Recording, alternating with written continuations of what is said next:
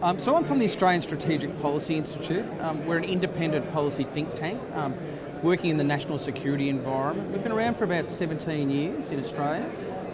We do a lot of work in regards to contributing to contested policy around national security issues in Australia and regionally. And we're also about really contributing and making better public policy dialogue on national security issues, so informing the public debate a little bit more from an independent perspective.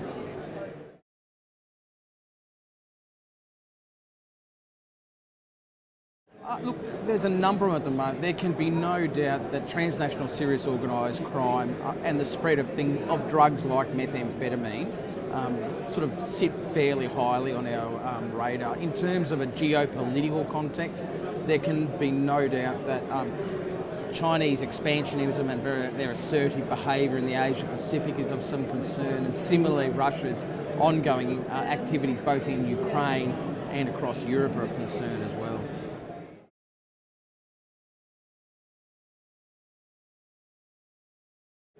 Look, a lot of it is about how the private and public sector integrate together, and about better informing about each other's roles. So what we sort of have is this very polarised activities on either side of the public-private spectrum, and with a little bit more communication, that sort of should change. And that's why events like the expo here is so important, because it brings vendors in, it brings the public sector together, both it's sort of local sense, but also in a global sense now, to have those sorts of discussions.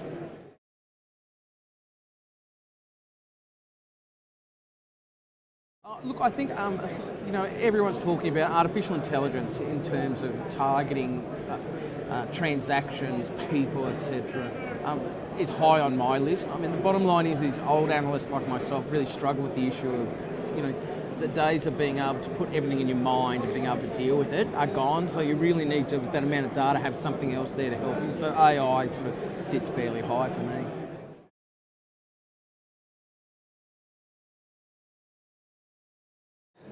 Look, insomnia, but separate from that, is realistically the threshold for action in terms of attacks, etc., both for states and non-state actors. So, the world was becoming a safer place until about September 11, 2001.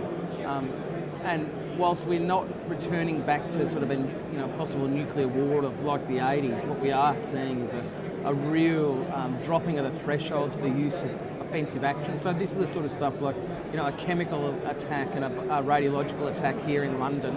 I mean, 10 years ago we would have thought that would have been crazy by the Russian government, and we're seeing that as a reality here, and it's not a one-off incident. So really it's that dropping of thresholds that really scares me at the moment.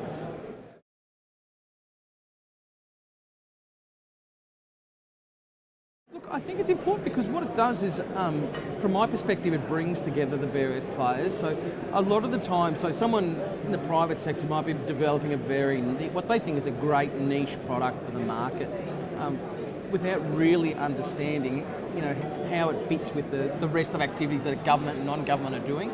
And in a similar way, we have bureaucrats who are sitting and thinking about, what do we do about problem A, without having a really good understanding of what all the different products that are available in the marketplace. And this brings all those people together and sees a melting pot of ideas and requirements sort of meet together somewhere in the centre. And it provides that think space. So I guess I look at it as a bit of a whiteboard. Everyone's here to put things up on the whiteboard, and at the end of the day we'll have a lot to think about, and hopefully we'll have some solutions for a number of problems that we face.